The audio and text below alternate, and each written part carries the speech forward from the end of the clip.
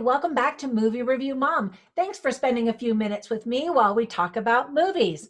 Well, okay, I'm the one doing all the talking. But anyway, today the movie I'm reviewing is The Last Full Measure. This movie is rated R. It's 1 hour and 56 minutes. And the movie review mom grade I'm giving it is an A minus. And I'll tell you why. But first, I'll give you a quick overview, some tips for parents, and I'll point out some things I liked and didn't like. So, in a quick nutshell, my husband, first of all, actually memorized the Getty's address to impress me when we were dating. Clearly, it worked. The title of this movie actually comes from Abraham Lincoln's inspiring speech at Gettysburg during the Civil War in America in 1863. The movie is based on a true story about William H. Pitsenberger and the events that unfolded during and after the Vietnam War. Now, this is not a typical war movie. It's less about the action and more about the people and how they were affected by war.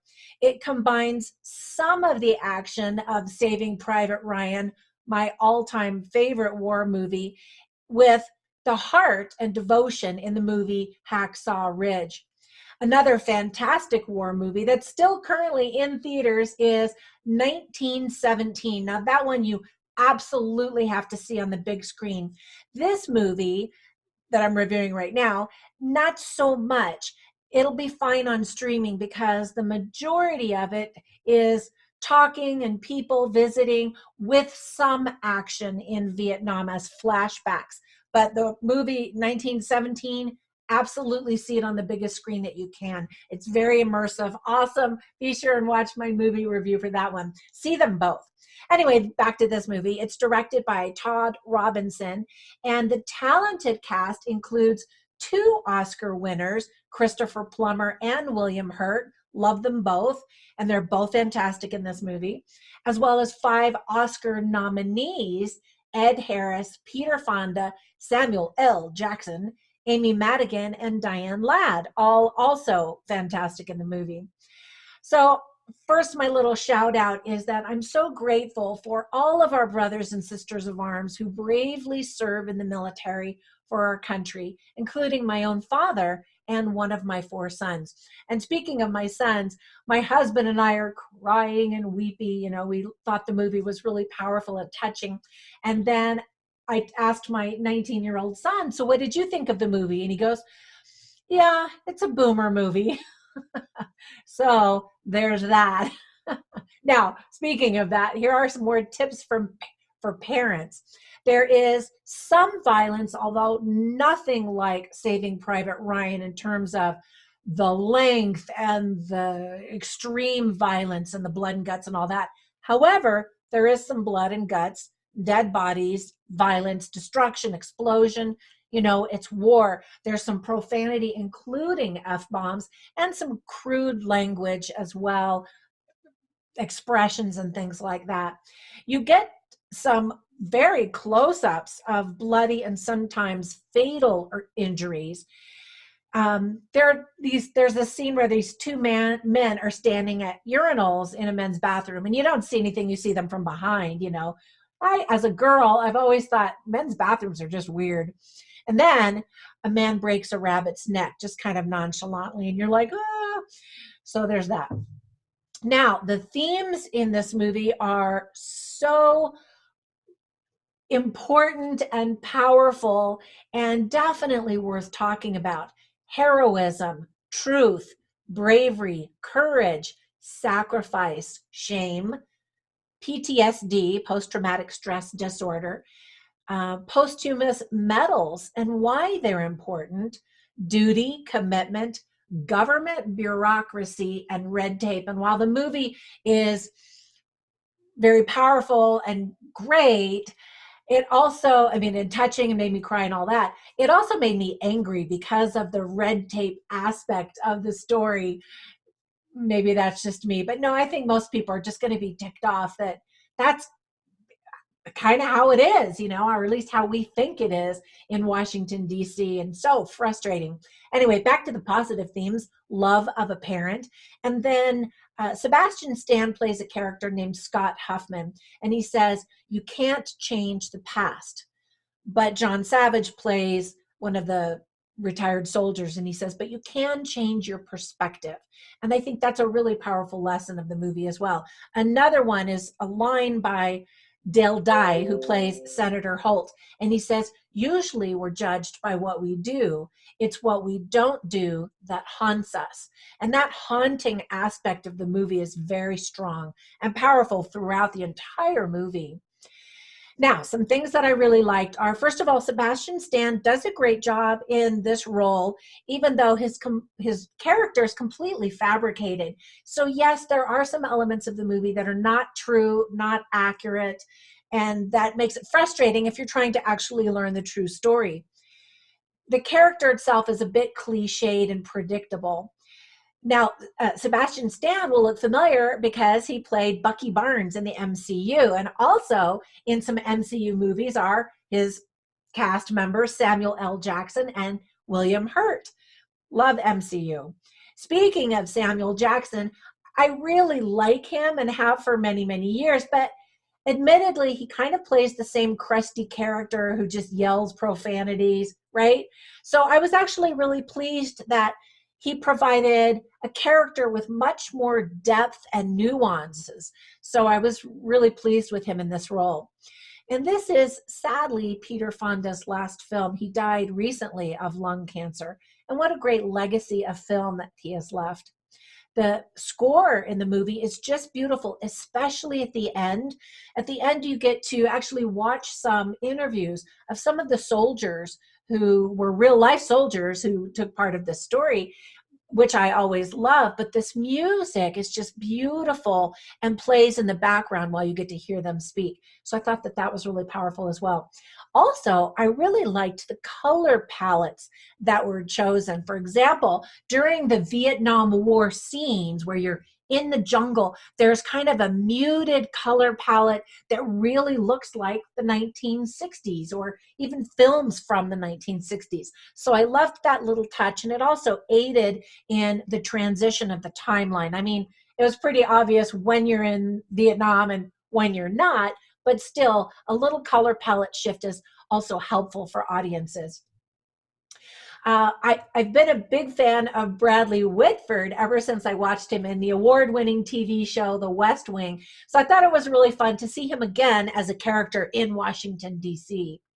Now, I hadn't seen Alison Sudol before I ever saw the movie Fantastic Beasts and Where to Find Them, where she plays Queenie. She's so cute. I thought she was just perfect for that role. And at first, I didn't quite catch that that was her because she's pregnant. She plays Scott Huffman's pregnant wife in this movie. And the more I looked at her, the more I thought, I think she's really expecting a baby when she was filming the movie. I looked online and couldn't confirm whether or not that's true, but she looked like it because she had gained a little weight in her face and kind of had the roundness and softness that pregnant women do. And if she's not, I apologize. I think she's beautiful, and she's got the most gorgeous feminine eyebrows. But anyway, did you know, by the way, that she's a singer and a songwriter also? Another thing that you'll learn is about the Medal of Honor process. What's interesting is that out of the millions of soldiers who have served in the military, only 3,498 have actually received the Medal of Honor.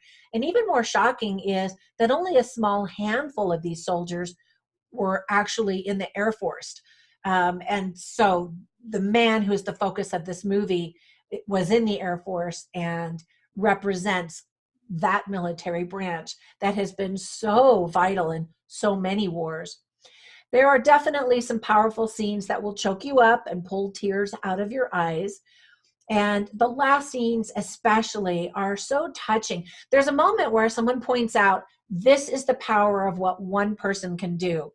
That is so powerful, and I loved that visual. I also really love that families of the soldiers affected by the war are also given consideration as heroes for all of their sacrifices. Now, a few things that I didn't like are, first of all, that the movie is a little bit predictable and somewhat safe. Some critics are pointing out little details of the movie that completely miss the point of the film. For example, they say the soldiers aren't wearing authentic or even correct uniforms. But legally, they're not allowed to because the actors are not authorized military personnel. So for me, that did not detract from the story at all. The big thing was we never really get to spend that much time with the person who the movie is really about, mainly the soldier William H. Pitzenberger, played by Jeremy Irvine. We only get to see a few minutes of what he actually did to rescue some soldiers. I would have liked to have spent more time with him and got to know him. We only get to see a few times where he's bandaging up people, and then later he goes running off through the jungle to try to shoot bad guys. But considering how this has the effort to get him the Medal of Honor took 32 years, I wanted to really fall in love with him and see the sacrifice, his determination, his courage. I mean, you do get it, but I would have liked to have seen more of that. There are a lot of melodramatic speeches, and then there's this bouncing back and forth in timeline, which can be a bit of a slog. Some of the characters were written kind of over the top, and I know they're trying to point out the devastating effects of war and post-traumatic stress disorder, but some of the characters almost seemed a little over the top. Now, I don't mean to dismiss that. Many years ago, I actually worked in Washington, D.C. for a congressman, and I was so touched and pleased that he really reached out to a lot of veterans, specifically of the Vietnam War, to try to help them in many different ways. And I just was so impressed by that. And I saw and met some of these Vietnam vets who were still struggling decades later. And so I know that it was very real. I'm just saying, while you get to see some of the action during the opening credits, I would have liked to have actually seen a big action sequence at the beginning of the movie. Instead, it just starts off with a married couple and they're sitting in their car in traffic. So I would have liked to had a big, then you're like, ooh, what happened, as it cuts, and then goes to the current day or whatever. Actually, it's not the current day because this actually took place back in the 90s. Now, the movie is not that long, but it kind of feels long. A few times I was like, okay, now what? Some of the scenes just really went on much longer than they needed to. Sometimes the camera stayed and lingered a little too long, and it could have just cut and we could have moved on. Anyway, overall, I thought that the movie was really good. And be sure and check out my website, moviereviewmom.com. My little plug to subscribe to that website, as well as, of course, to this channel. But on my website, I list all of the really interesting lines and funny lines in all of my movie reviews. I try to cut it shorter on my YouTube video reviews, but there's some really great lines that I want you to hear. Let's see, I'll pick one. I'm scrolling. Okay, here's a line by Samuel L. Jackson. Actually, it starts off with the attorney, Scott Huffman, and he says, surviving isn't a crime, because he's interviewing all of these soldiers who did survive the Vietnam War. And Samuel L. Jackson's character says, no, but it's a life sentence. Dun, dun. That's really powerful. Anyway, thank you again for spending a few minutes with me. I hope that if you see this movie that you really enjoy it. And if you are a military, either retired or currently active duty, thank you so much. I really appreciate all of the sacrifices you and your family make for our country. Bye for now.